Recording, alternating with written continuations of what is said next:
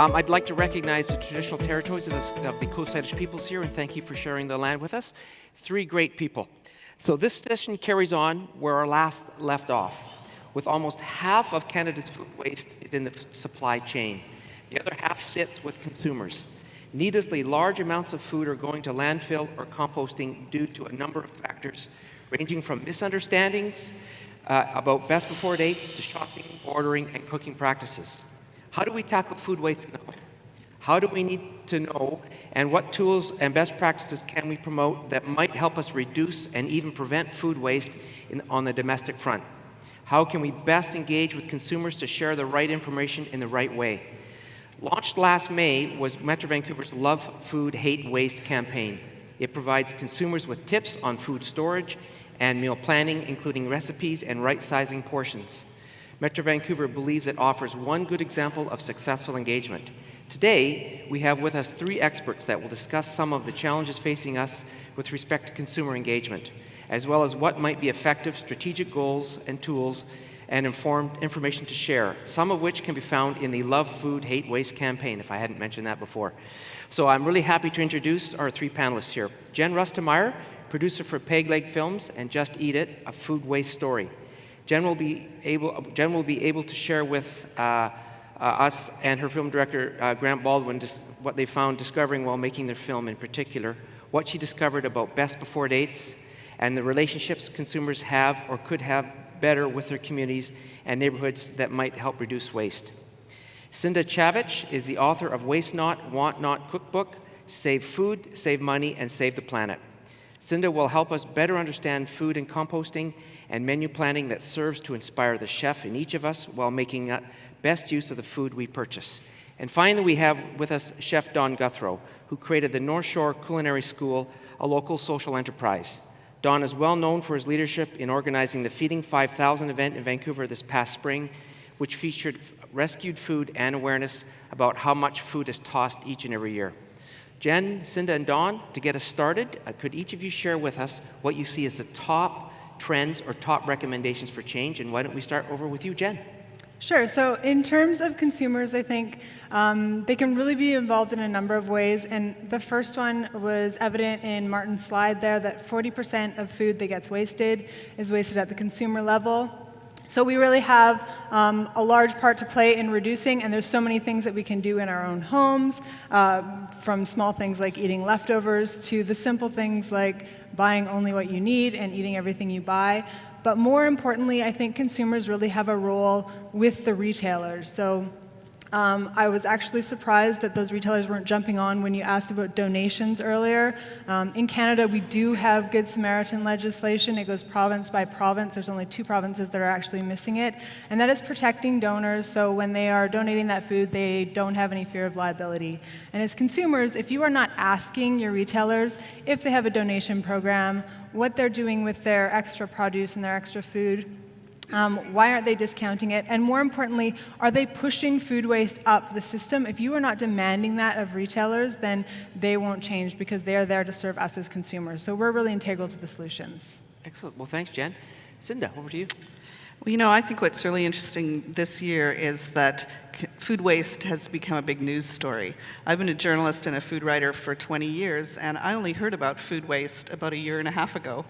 And all of a sudden, it's something that consumers are aware of, they're interested in. You're seeing news stories all over the place about food waste. And so I think they're getting that message that the scary, shocking statistics that we're wasting 40% of the food that we produce, and that so much of that wasted food is contributing to greenhouse gas emissions. So they're getting that part of the picture, but they're still looking for, you know, little ways to change their behavior to make a difference. Because I think most people really do want to make a difference, they just don't know what to do.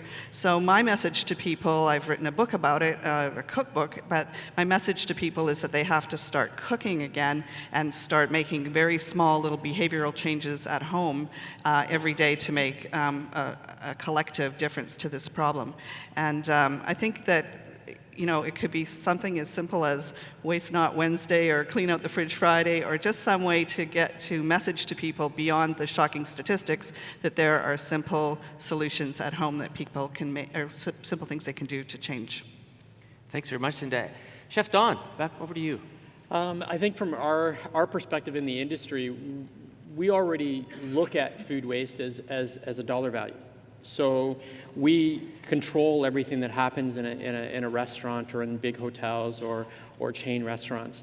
And it would be nice to look at that from a professional perspective and start to encourage people at home to make some changes. Don't purchase so much food. Use what you have. Try not to put things into the garbage that are edible. In the industry, we're about 6 to 10% of food waste comes from the larger restaurants and chains. In your home, it's up to almost 45%. So if we could take that mentality and try to educate people and let them understand really what they're doing at home does affect food waste, then it's a process that can eliminate the food waste that we have at home. And it's just being aware of what you have in your fridge or being aware of the food and how to utilize the product. So 3 great introductions here, and I see some questions are starting to come in on Pigeonhole, so I think I'll go to the first here. How do we raise the awareness on how businesses can minimize food waste and provide high-quality surplus food for recovery? Anybody want to respond to that one? I've seen some great grassroots organizations starting things like there's a petition right now for Walmart and Whole Foods actually to start selling ugly produce, just as Loblaws was implementing that pilot project.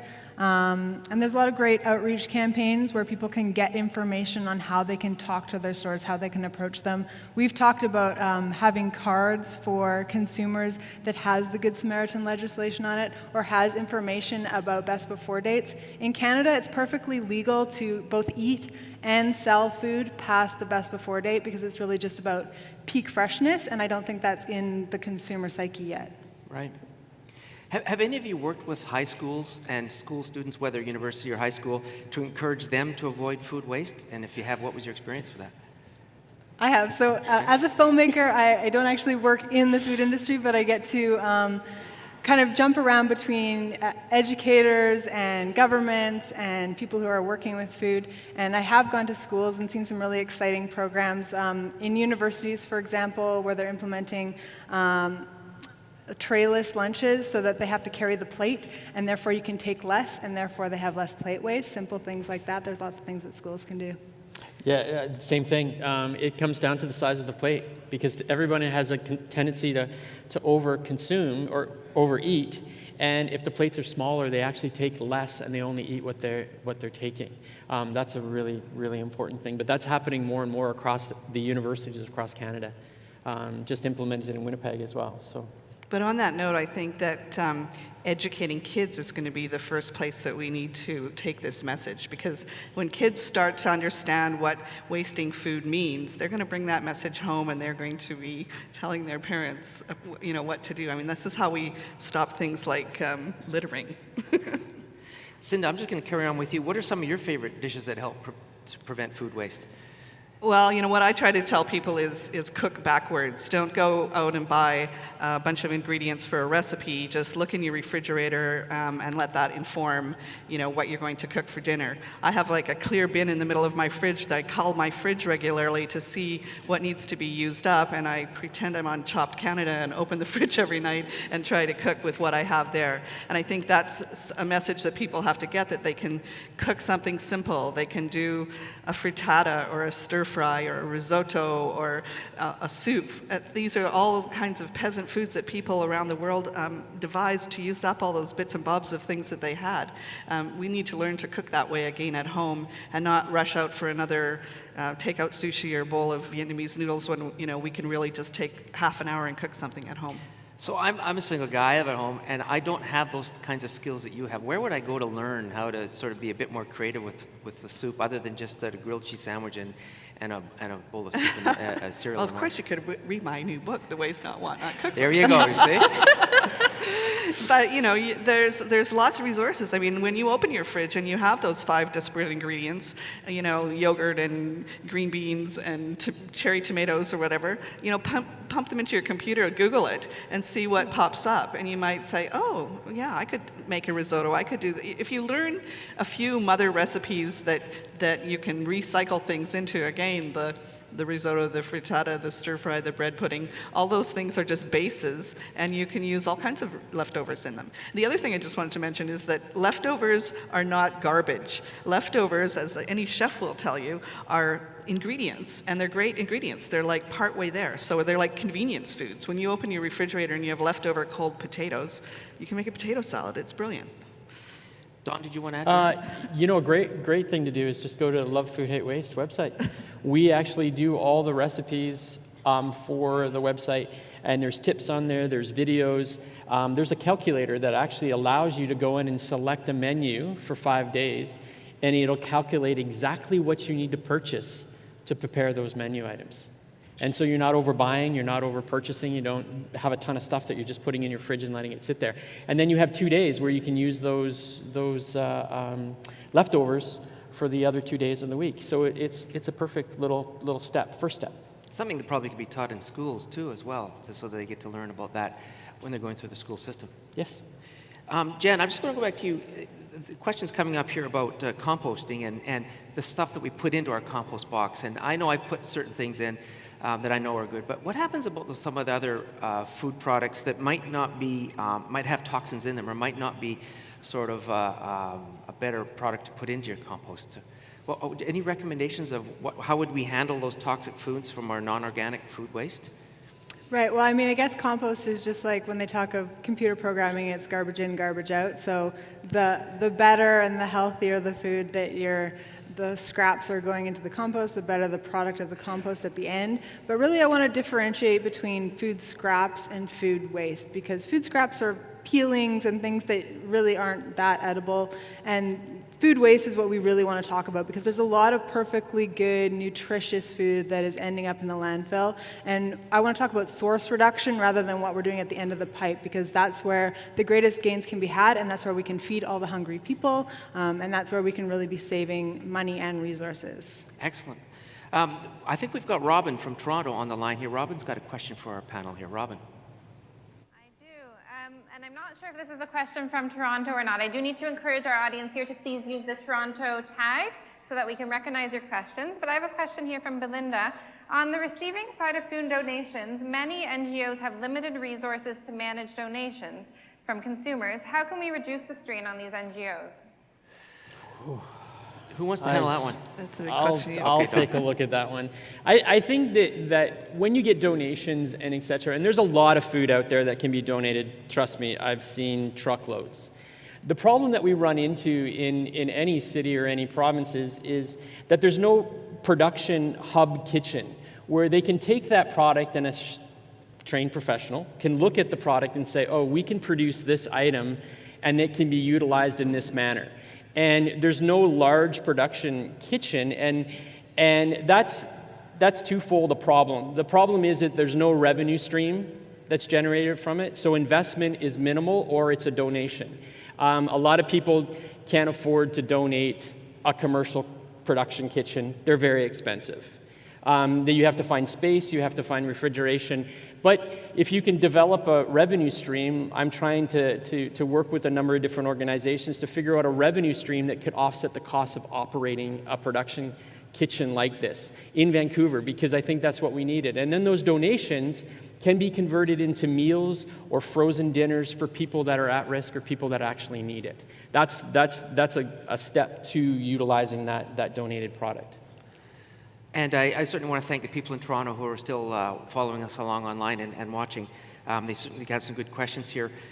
Here's one. What is the most compelling way to communicate the importance of food waste to consumers? How do we get them to understand about food waste and how better to manage it? I think it's really important for people to understand that it's an ethical, an economic, and an environmental issue. The thing that really struck me as a journalist was the fact that if food waste was a country, it would be the third largest greenhouse gas producer on the planet. So every time you scrape your plate into the garbage and it goes to the landfill and it creates methane gas, you're contributing to global warming. But if you step, and everyone's being affected by global warming now, we all are seeing the effects of it. So if you can do one little thing at home, like don't put that in the landfill, put it in the compost bin, or better yet, reduce it, don't even get it to the compost bin level, then you are making one small contribution. And I think that's a new part of the puzzle that people don't know about. Jan, you cycled across Canada doing this exact thing. Yeah, talking about sustainability in general. And I think for me, there's two ways that I think we can really engage people. One is with imagery. Those photos that Tristan were showing, everybody can see it, they can understand the problem, they can feel the problem, and everybody can realize that it's really wrong. So they can identify with that type of imagery. And the second way is to eat it. So that's why we have events like the Feeding the 5,000, where people are tasting this supposedly waste food and realizing that it's delicious and it's edible and that it shouldn't be in the landfill. Thank you. Here's an interesting question. I don't know if you're going to be able to answer this, but I think it's one I'd like to pose. How is food waste actually measured? Usable food that is composted versus non-edible food such as pits and food skins and things. Does anybody know how we measure those? I can answer some of it. I mean, I look at food as what can be consumed. And there's a certain percentage of every item that is waste. And you can't utilize it in any manner. But there's edible product. And the waste, we measure it as in, okay, what are you putting in your fridge and what are you throwing out? Because there's a certain percentage, let's say a pineapple, it's 20% you're going to lose of the pineapple itself. But the rest of that 80% is what's usable. And what do we throw away? And we measure it in the restaurant just by seeing it, weighing it. Like at the end of every day in the culinary school, the students actually have to weigh their waste. And they keep a record of the waste that they're throwing away. And it is minimal because we do meal programs for the at-risk and homeless. So all of our edible product gets utilized in any meal programs that we run. So, but one interesting thing too is that we don't measure waste in Canada. I mean, when I was as a journalist, when I was writing a piece about food waste for Maclean's magazine this year, I found that I couldn't find any government department that was following how much food waste we have in Canada and where it's coming from, which sectors. I mean, I interviewed one of the last panelists, Martin Gooch. He is a consultant and he works with agricultural companies to measure food waste and increase their profits by reducing waste, which is great. And he's the only organization in this country that is following that waste. So, I think we need sort of a bigger national policy on food waste so that we know these things.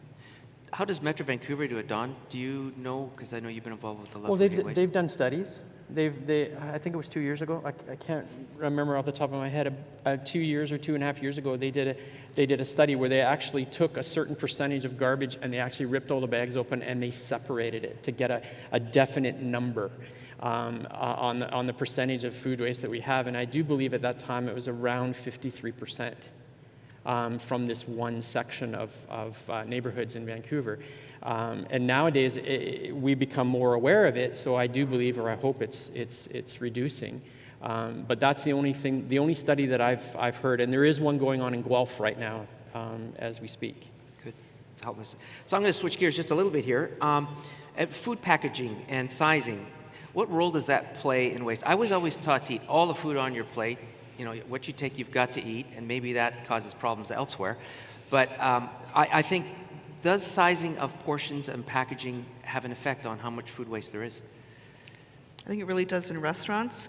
I mean, we know now that we have very large serving portions in lots of restaurants, but chefs are working on this by reducing food waste by going into the sort of tapas idea. So people have small plates and they order just as much as they need instead of ordering a full plate, leaving some of it behind, and then still wanting dessert and ordering a dessert and leaving half of it behind. I think there's lots of strategies like that are reducing the amount of food we take. It goes both ways with packaging. On one hand, certain packaging can prolong the shelf life of certain products, so that can help. But on the other hand, we see these bulk products where you're buying, 5 heads of lettuce in a package. That is not helping the food waste issue. That's just driving it down the chain to the consumer. You're going to end up throwing out two of those 3 heads of lettuce in the end. So I think as consumers, we have to be really savvy to that kind of thing. Just because it's a good deal doesn't mean that we need to take it into our house. You should only take in what you know that you can actually eat. And an aside to that, it's not a good deal if you're throwing half of it away. You know, you have to factor that into the price of it. So it's probably a better deal to buy something locally with a smaller carbon footprint that's fresher, that's going to last in your refrigerator longer, and that you're going to consume because you know where it came from. And it tastes better. Do any of you know if there's an app for tracking food waste at home, if there's one available that we could, if not, maybe there's some Not that I know of. entrepreneurs out in the audience who might want to get on that, to write one. of how we can Now track. you've just We need to created a write new business. Yeah. Well, and for tracking at grocery stores, right? I mean, you really don't know what you're wasting unless you're measuring it. And so I would love to see consumers demanding that wholesalers and retailers are actually measuring what they have, making it public so that we know who's wasting what. Excellent. Do you think selling food in large packages, i.e. the big retailers that you go once every 2 or 3 weeks, encourages food waste and disposability? And how would you discourage this mindset if you think it's a problem that way? I think more is better. That's what everybody sees things as. More is better. If you're going to buy large quantities, then learn how to store them, freeze them, put them away. You buy a pound of basil. What are you going to do with the basil after you made the pasta? Puree it in a blender, put it on oil, freeze it, crack off little pieces when you're using it. There's little things that you can do, but I guess you would really have to see what the product is that people are consuming large volumes of. But it's just how it's stored. So we're getting near the end of our session here. Any last comments that you'd like to make before we sort of wrap up? I know Dawn is got a special surprise for us today at lunch. I'm going to say a little bit about that in a moment. Yeah. But thank you, Dawn, for bringing that special surprise. You're welcome. But any comments you'd like to make or advice you'd like to give us before we wrap it up? I think starting this conversation, I was really glad to see 2 sessions on food waste at this conference today. Starting that conversation is so important. Talking about it with our peers, making it socially unacceptable to waste food, whether it's at the retail or the consumer level. I'm going to be watching every single one of you at lunch to make sure that there's no food on people's plates. But like seriously, yeah, I'm joking, but it's true. I mean, it shouldn't be socially acceptable to take more than you need, especially in this scenario where you have control over your portions. So this conversation is really important. And again, you know, I mean, taking people to the next level is, I think, really important. Giving them those small things that they can do to make behavioral changes. People want to make a difference. They want to do the right thing. So we just have to take them from, you know, that first education level to the next level and give them some really simple things that they can do at home.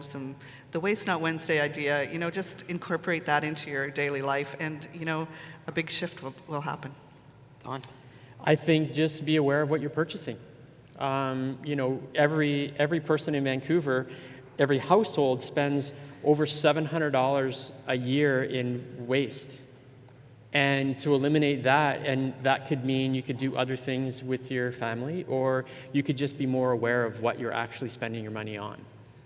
So just before we wrap up and give him applause, I'd just like to mention here that Don has brought a special treat for us here today. It's called the One Bites. It's prepared food by the North Shore Culinary School students. He's been working with it. They got the food last night and early into the morning today.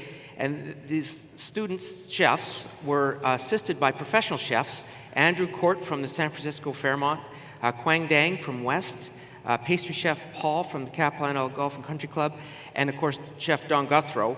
Were able to put together a great combination of rescue and recovered food for us to enjoy at lunch today. And I have to say, that's quite a surprise for us to have, so thank you for doing that.